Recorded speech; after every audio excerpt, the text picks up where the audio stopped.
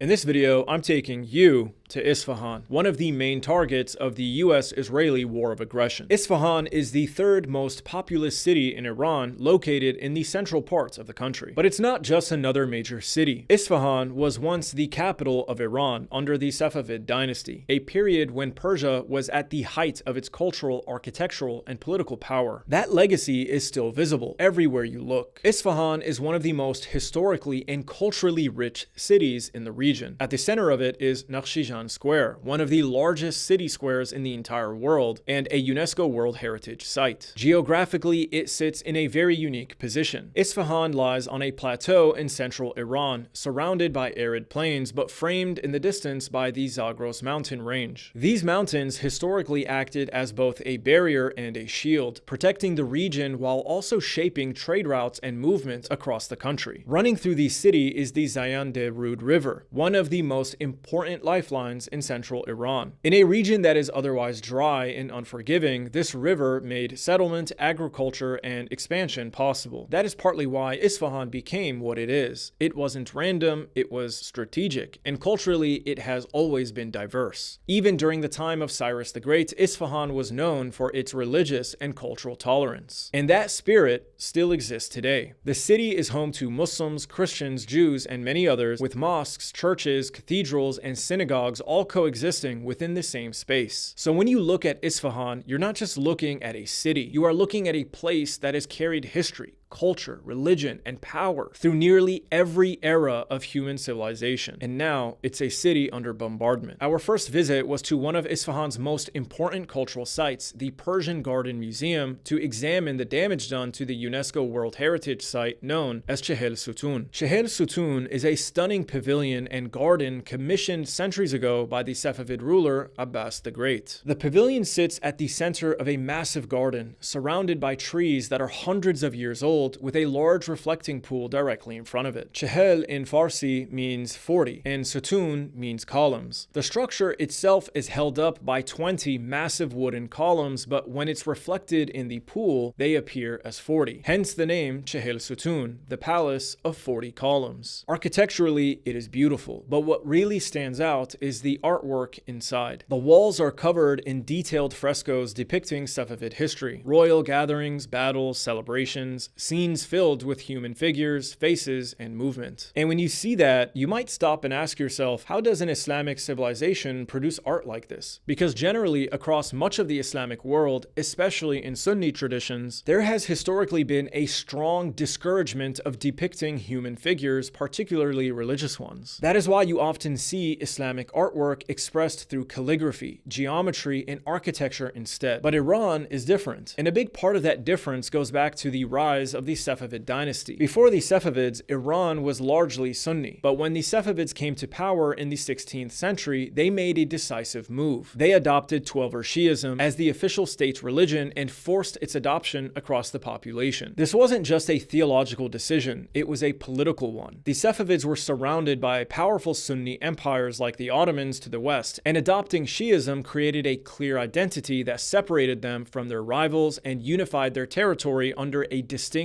ideology. That shift reshaped Iran, not just religiously, but culturally. And while it isn't as simple as Shi'ism allows art and Sunnism doesn't, the Safavid period did place a much stronger emphasis on visual storytelling, royal imagery, and historical scenes. They invested heavily in art as a way to project power, identity, and legitimacy. They even relocated entire communities of Armenian Christians to Isfahan, particularly to the district of New Julfa, where they became central to trade, craftsmanship, and artistic production. Many of the techniques and styles you see in Safavid-era art were influenced or developed through these communities, and that cultural openness carried forward. Even today, you'll notice a difference in how religious figures are portrayed in Iranian media. In Iranian films and television, for example, it's not uncommon to see depictions of prophets like Joseph or Moses. Compare that to many Sunni productions like the famous series Omar, where even faces of major companions are hidden. That difference reflects deeper theological sensitivities, but also the cultural legacy of how each tradition evolved over time. And here, inside Chehel Sutun, you are seeing one of the results of that evolution. An Islamic empire that chose not just to build, but to depict itself, to paint its power, to preserve its story visually. Another observation that I want to share with you is how green Iran actually is. In Western media, Iran is usually portrayed as a dry, backward place with endless browned landscape, crumbling buildings, people living in dust and rubble. And yes, parts of Iran are dry. Water is scarce. Even here in Isfahan, the central river is barely a trickle. But that isn't the full picture, because when you actually walk through these cities, like Isfahan, you notice something else. They are actually green, very green, much greener than you'd expect. There is a strong emphasis on gardens in Iran, and that isn't random. It's deeply rooted in the culture. The Persian or Iranian garden isn't just decoration, it's an idea. In fact, the word paradise itself comes from an ancient Persian concept, perideza. I don't know if I pronounced that correctly, but it means an enclosed garden, a protected, cultivated space in the middle of a harsh environment. So this tradition goes back long before Islam, long before even Cyrus the Great. But under the Persian empires, especially the Achaemenids and later dynasties, it became something more refined, a symbol of order over chaos, life in the middle of dryness, control over nature. That is why you see it everywhere. Road after road lined with trees. Palaces like Chehel Sutun or the Sadabad complex always centered around massive gardens. Even in places where water is limited, it's carefully distributed, not just for survival, but for beauty. Because in this culture, creating a green space in a dry land isn't a luxury. It's a statement. It tells you something about the people, about patience, planning, and respect for the environment that they live in. So when you are told that Iran is just a dry, lifeless place, understand that you are not being shown the full reality. The truth is, it is far more alive than you're led to believe. Returning now to Chehel Sutun, it unfortunately sustained damage after a massive strike hit a civilian government building directly adjacent to the garden. The mirrorwork, ceilings, windows, doors, and wall art were all damaged. Not from a direct hit, but from shrapnel traveling hundreds of feet and the shockwave of the blast. And it wasn't just Chehel Sutun. Practically all of the surrounding buildings within this cultural heritage site were affected by the attack. Now this raises a very serious issue. The building that was targeted was civilian in nature. It served the people of Isfahan, not the military. We explored some of these government offices which are used as meeting places for diplomats and local officials. So I'm here in the governorate office, and here we have some leftover documents that the IRGC abandoned. And here I think we have evidence of nuclear weapons, things of that nature. Ali, could you come translate this document for me? So sure. 400 kilograms of highly enriched uranium in... Dedicated US President Donald Trump. Oh, okay. Shouldn't have said that, but...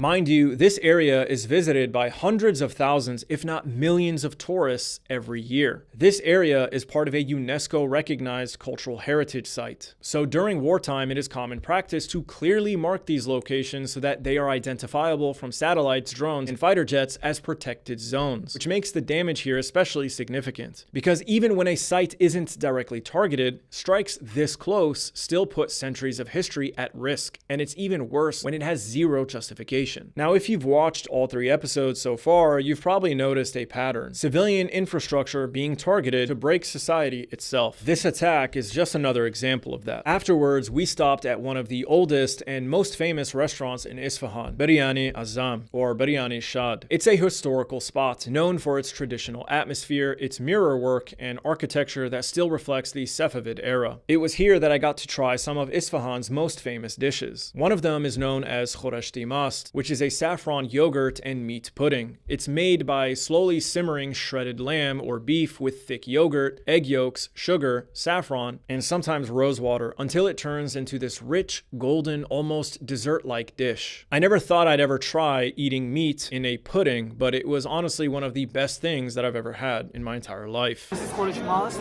and it's making by yogurt and roast beef.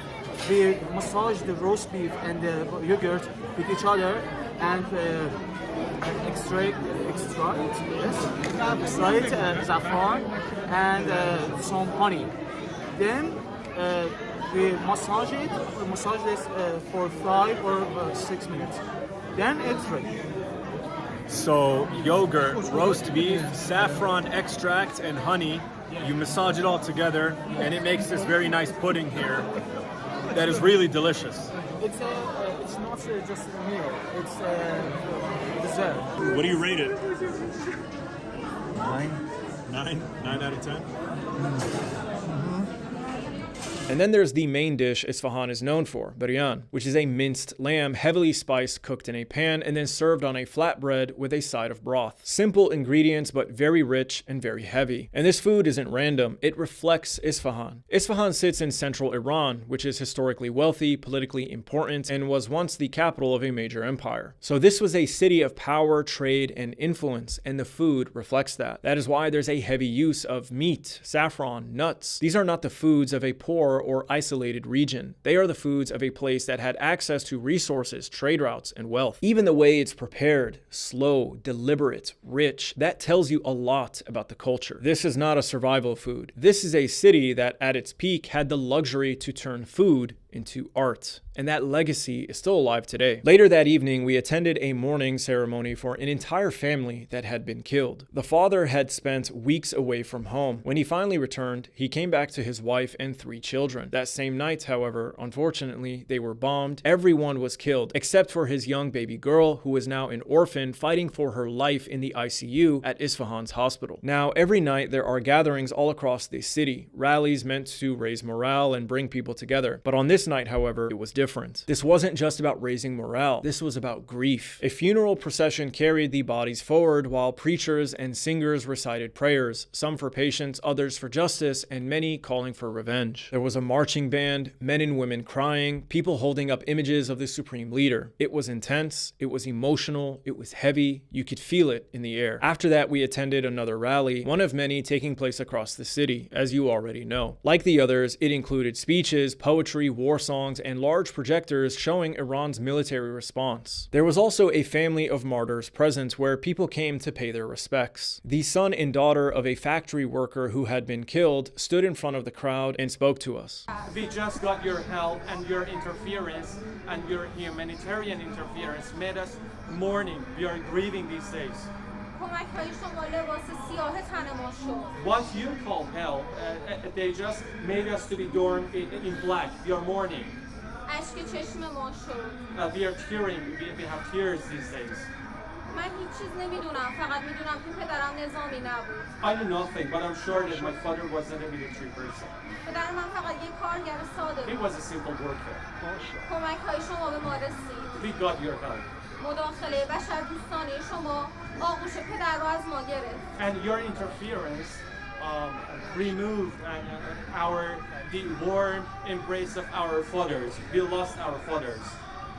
In my previous video, I told you that I brought money with me to give to families in need. Now, normally, you're not supposed to talk about charity that you give. In Islam, there is a tradition of giving so privately that your left hand doesn't even know what your right hand has given. Moving forward, however, I want this channel to be a force for good. So wherever I go, I'll continue to give from my own money, but I also want to open up that opportunity to you. Before future trips, I plan to fundraise and give people the opportunity to take part in helping others directly. This young boy and his sister lost their father, their only provider. So I, along with a few others, gave support to their widowed mother to make sure that they don't have to worry about bills or basic needs while they grieve. Now, it should be noted that the Iranian government does support families of the martyrs. They provide them with housing, medical care, education, and subsidies for basic needs. But in a country under heavy sanctions and in the middle of a war, that support can only go so far. And just so you know, we didn't stop there. We also gave to the Red Crescent, to this orphan, and to this widow, and even to little kids we met all along the way, just to bring them a little bit of joy and relief in this war. Now, I don't think this is just about money, not just about the material itself. It's about what it represents. When you give money to someone in need, it's like placing a cool, wet towel on the forehead of someone burning up from a fever. It won't last forever. It won't cure their illness, but for a moment, it will ease their suffering. And sometimes that is more than enough to keep someone going. You see, much of our life is giving and receiving energy. There is a reason the Prophet Prophet Muhammad, peace be upon him, taught that even a smile is charity. Because it's not about the size of the act or the material of what you give, it's about the energy behind it. It's about something positive, something human, and it spreads. When you relieve someone's suffering, whether it's through money, a conversation, or even just a smile, you are putting them in a position to do the same for someone else. So when we show up with our cameras and tell these stories, at the very least, we are showing people that they matter, that their pain is seen, and that we are willing to give not just our time, but something we worked very hard for, our wealth, to help ease it, even if it's just a little. And for me, this is also about something bigger. It's about unity. I am a Sunni giving to the widow and the children of a Shia martyr, and that shouldn't be something rare. That should be normal. That is the energy that I want to spread, and I invite you to be a part of it. The next morning, we visited the ICU where the surviving orphan, Zainab, was recovering. She's the only one who made it out alive from her family. We spoke with doctors and relatives about her condition. While we were there, the nurses were on edge. They told their supervisors that they weren't really comfortable with our presence because they were worried that us being there could potentially make them a target for US or Israeli strikes. Honestly, that's a possibility that didn't even cross my mind at the time. But it's not paranoia, because as you'll see in later episodes, there were moments where it genuinely felt like we were being tracked. For 2 days straight, locations we visited were bombed, either shortly after we left or even while we were still there. We then spoke with a teenage boy who told us he had been injured in a strike on an industrial site that killed 25 people. Both his father and his uncle worked there. His father survived. Unfortunately, his uncle did not. Dimitri, can I just get your reaction to everything we've just witnessed here in this hospital? Well, you know, for 2.5 years, we've all been, well, I shouldn't say all, those of us who have a conscience and who care about people in this part of the world, we've been watching with horror what the Israelis have been doing to the children of Gaza. I can't recount to you the number of times I was brought to tears by images and video coming out of the Gaza Strip and seeing the suffering of the children there. But this really brought home for me that as traumatizing as watching those videos and images are, there's really no substitute for seeing the suffering of these children before your very eyes. It's devastating, and I was also mindful of the fact as I was looking at that little girl that as horrible as her suffering may be, she at least has a functioning medical system here to deal with her. She has family members who are themselves capable. They have the strength and the means to support her and to raise her now that her family has been killed. That can't be said for the children of Gaza, of course. They don't even have, in many cases, anesthetic to deal with amputations. And speaking for myself, the experience of the last 2.5 years has changed me as a human being. It's changed me profoundly. And for one thing, it's made me a lot harder. And whereas before I was an opponent of capital punishment, I now believe that capital punishment is fully warranted in cases of crimes against humanity such as these. After this, we left to Nakhchivan Square. This is one of the most important sites in all of Iran, both culturally and historically. It was built in the early 1600s under Abbas the Great. This square was designed to be the center of Safavid power, not just politically, but economically, religiously, and culturally. Everything was concentrated here in this square. The square itself is one of the largest in the world, and it wasn't built randomly. It was engineered to project the strength and the sophistication of the empire. On one side, you have the Shah Mosque, a massive symbol of religious authority. On the other, you have Sheikh Lotfullah Mosque, which is more intimate, but just as intricate, built for the royal court. And then you have the Ali Qapu Palace, where the ruler would sit and overlook the square, watching ceremonies, gatherings, and even games being played below. And surrounding all of it, the Grand Bazaar, a network of shops and trade routes that connected Isfahan to the rest of the empire and beyond. So in one space, you have religion, government, and commerce all merged together, which was the entire point. It was a statement of architecture, a model of how the Safavid state saw itself and how it wanted to be seen by the world. The governor of Isfahan welcomed us here and took us on a tour, walking us through the history of the city.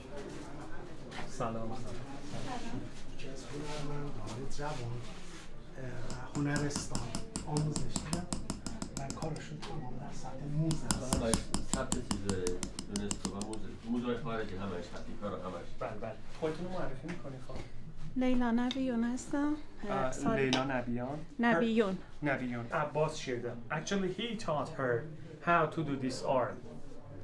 هم هنرستان تدریس میکردم هم دانشگاه هنر و ایشون یکی از نوابغ هنری ایران He هست. says she is one of the most brilliant artisans in Iran. بله این کار ایشون. And this is the handmade and this was done by her. Again, can I touch? اسمتون یه بار دیگه بگید. لیلا نبیون. لیلا نبیون. Can I touch it? میتونه بله بله. Yes, yes, you can. Yes. How long has Leila been doing this? خانم چند مدت مشغول به این هنر هستید، مشغول به این کار؟ از سال 83 تا 85 هنرستان شاگرد استاد بودم و She از سال says that in Iranian 85 calendar تا from به الانم که 1383 to 1385 for 2 years. She was learning from master. Isfahan is also famous for its artisans, people who have preserved some of the oldest art forms in the entire region. He took us to visit a number of these local artists. Afterwards, we sat down for some tea and discussed the political situation. Now, while we were in the square, Israel struck a civilian office responsible for managing energy services for the people of Isfahan nearby. I recorded the reaction of the people around us. So off in the distance, everyone has stopped now to pay attention and look because we heard explosions. So you can kind of see from the reaction of the people, it's a common experience. Everyone heard the explosion and everyone has stopped to look. No one is panicking.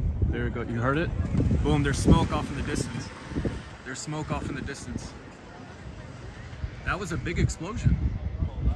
It doesn't look like it on the phone, but with my own eyes, yeah, that's large. So why are you guys so chill about that? Why are none of you like nervous or freaking out? Just get used to that. About to report.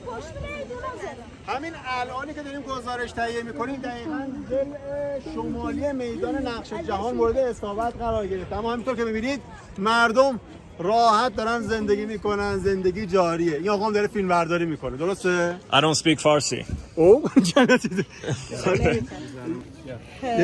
He said that everyone are calm and no nervous. They are just walking because these tourists. از کجا اومدن بگین؟ ایشون از آمریکا اومدن خبرنگارن و اومدن اصلا برای روایت جنگ. ایران. خب به لحظه بذارین. از آمریکا اومدی خبرنگاره، درسته؟ درسته. چطور دیدی ایران رو؟ Could you do an interview with him? Yeah, sure, why not? How do you see Iran during this war? You guys are a little too calm and chill and collected for people experiencing that. ببین چی میگن؟ میگن که شما واقعا جالبه برام که اینقدر آرامش دارید و جوری کنار جایی که دارن حمله میکنن راحت دارن زندگی میکنن. I have said that why you are coming to Iran and what's your opinion about the Iranian people during this war? Okay, I'm going to answer the question, but this is the last question. Yeah, Okay. last question, yeah. Why did I come to Iran? I came to Iran to witness the war. I wanted to document it. And I wanted to, because especially, you know, Western mainstream media is not covering it. So I came with 2 other journalists, one from Canada, one from Australia. And we wanted to just come and witness it and document it and tell the stories of, you know, the innocent civilians here who are affected by this. Are you afraid? ترسیدین؟ No. Why not? چرا نترسیدین؟ It doesn't afraid us.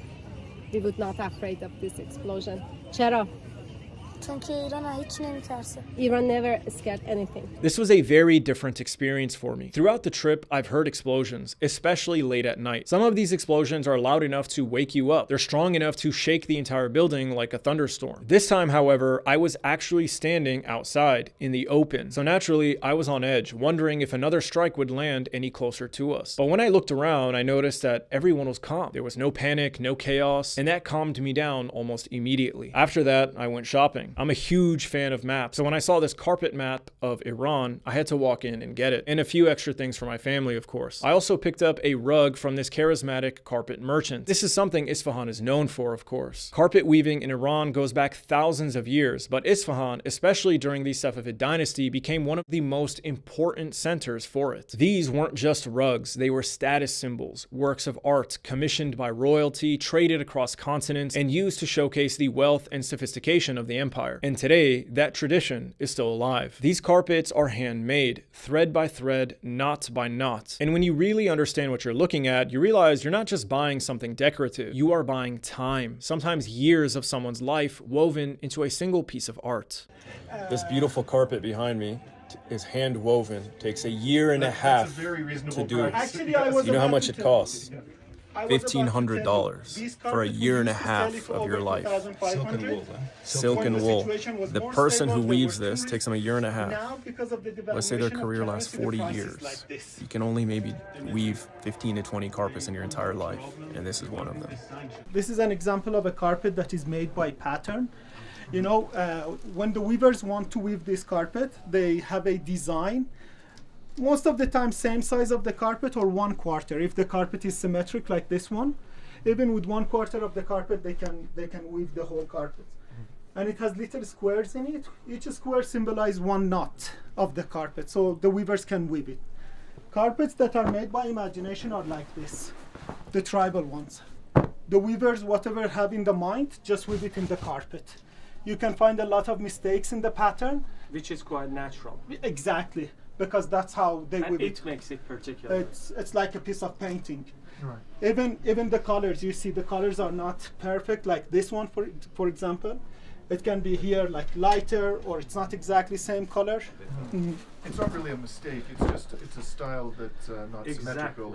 Now, this entire trip has been incredible from a journalistic perspective. I've gained so much knowledge and insight, but it was here in Isfahan where for the first time I actually felt like a tourist, even with the bombings happening nearby. It's a magical city, incredibly beautiful. Nakhchivan Square alone is something that everyone should see at least once in their life. So I'm in Isfahan, and apparently it's a bike town. We're in the old square here. So I'm gonna ride my bike.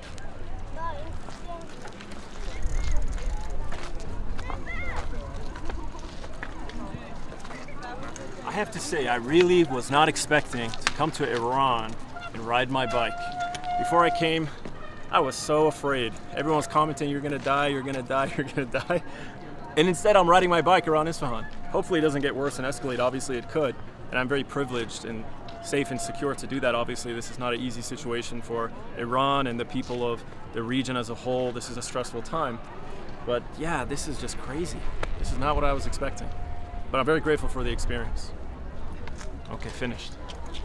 There is so much history and beauty throughout Iran, but nowhere is it on display like it is in Isfahan. The city has this blend of European, Persian, and Central Asian aesthetics. It doesn't look like anything you've ever seen before, and honestly, I've barely scratched the surface. But we had to keep moving. There was still a lot more to cover. In the next episode, we travel to the historic city of Shiraz, another major city now experiencing intense daily bombings. It was there that we came across what appears to be one of the first uses of landmines dropped from the air onto a nearby village. We explored the destruction of these landmines firsthand. I just want to let you guys know that if you are interested in seeing our interviews in their entirety, you can do so by visiting Reason to Resist by journalist Dimitri Lascaris, who accompanied me on this journey through Iran. If you'd like to support my work, of course, you can become a member of the channel or make a contribution at propinco.com/donate. Let me know what you think in the comment section. Thanks for watching, and as always, take care of yourselves. Trust nothing. No lies.